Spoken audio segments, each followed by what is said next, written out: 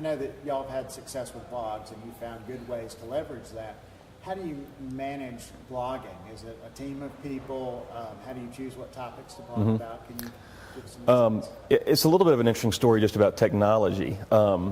My team in particular, tech guys, are always looking at something that they want to try or use. And so when it comes to blogs, we started out just with having information that we knew we wanted to share. So the early days were pretty easy, right? You have a number of guys that are ready to post something that's very topical on a product that we're working with today.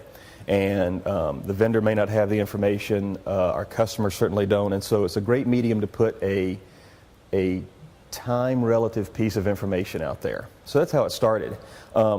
As our blogs matured a little bit, we needed to find some ways to collaborate. So the blog posts became more involved, and we've actually had some success at using Google Wave as a team to collaborate on a blog. So one of my techs will start a blog. Hey, I've got a great idea.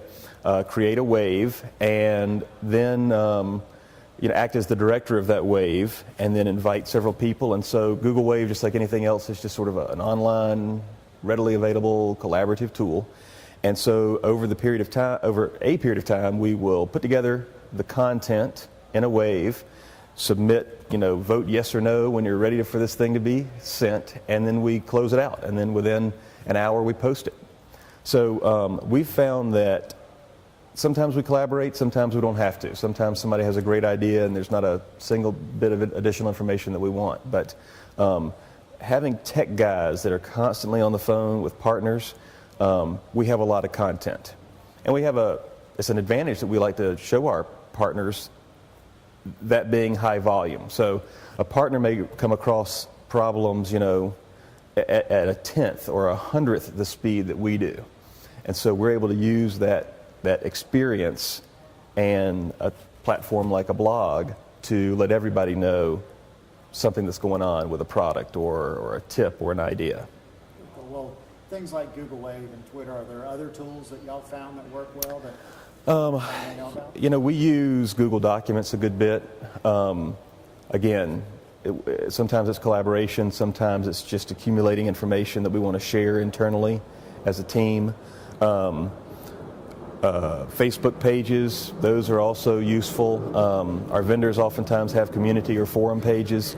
The nice thing about technology today is that those things are very readily available. There are lots of them out there, and lots of them talk to each other. So we don't have to worry about being in every one of them. We do have to worry about being in the ones where our customers are.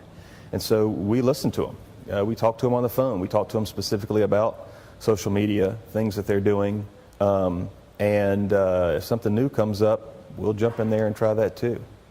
Now, there's, a lot of people talk about reasons to use social media. Any reasons not to use it? Sure. I think that especially if you have a business interest, there are reasons not to use it as a casual platform to talk about your social activities. I think that you can clutter your social message if you don't segment those things well. And it's so easy to get into today. I think that's one of the things that our customers need to keep in mind. I'm a big proponent of, hey, jump in with both feet, set up an account, and just start. But very quickly, the next thing I'm going to tell them is make sure you have a little bit of a plan. Things happen so quickly that problems can be blown out of proportion very quickly, but they can also disappear pretty quickly too if you handle them well. And our customers, I think, can take advantage of that. Jump in, watch what's going on in a stream. Again, follow one of our lists if that makes sense for you, and just live in that world a little bit. And I think pretty quickly the customers can see just where they have some opportunity.